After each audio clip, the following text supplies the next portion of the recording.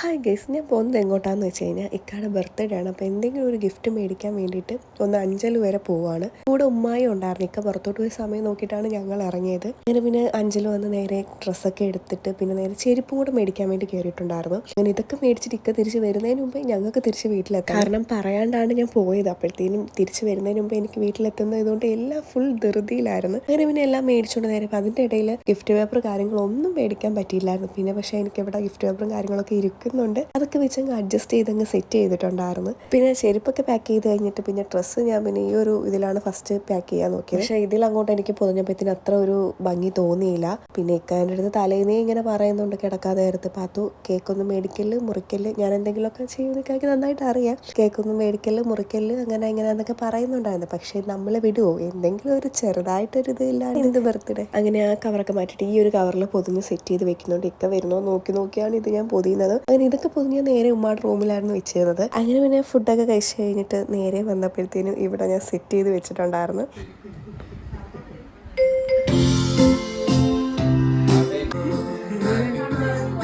Happy birthday.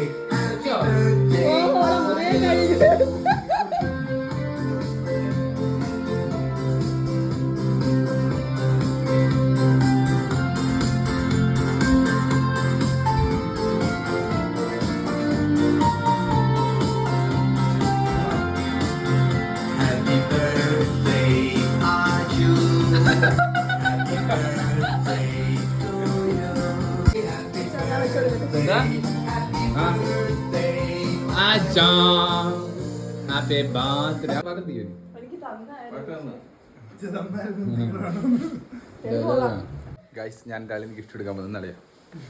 Happy birthday ആജു. Mummy, അത് വൈഫിന്റെ ഗിഫ്റ്റാ. നിങ്ങളുടെ ഈ ബർത്ത്ഡേക്ക് ഏറ്റവും വലിയ പ്രത്യേകത എന്താ? Waiting for your baby. Baby അകത്ത് കിടപ്പുണ്ട്. തന്തയുടെ ബർത്ത്ഡേ പുറത്തു വരാൻ പറ്റുന്നില്ലല്ലേ? തിന്നായിരുന്നു. ഓക്കെ,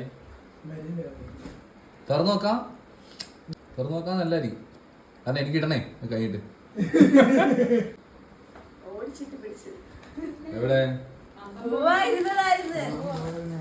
ഞാൻ പാട്ട് സംഗീതം ഹാപ്പി ബർത്ത്ഡേ അജു എന്നുള്ള പാട്ട് എന്റെ ഗിഫ്റ്റ് തന്നെ.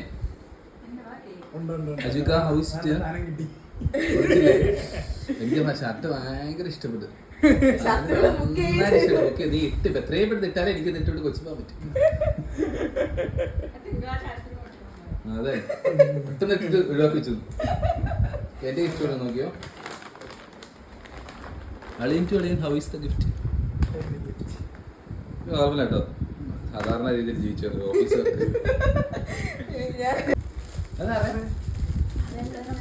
തന്നെയാണോ?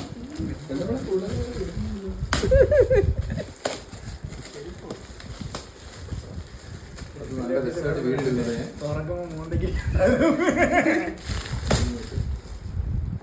ഷൂ ആണോ? അടുത്ത വെള്ളച്ചെരുപ്പ് എനിക്ക് കിട്ടാൻ ഞാൻ മറ്റേ വെള്ളച്ചെരുപ്പ് ഒഴിവാക്കിയിട്ട് അത് കഷ്ടപ്പെട്ട് മേടിച്ചാണ്. Of course slide cake. ശരി എന്നാ, അസ്സലാമു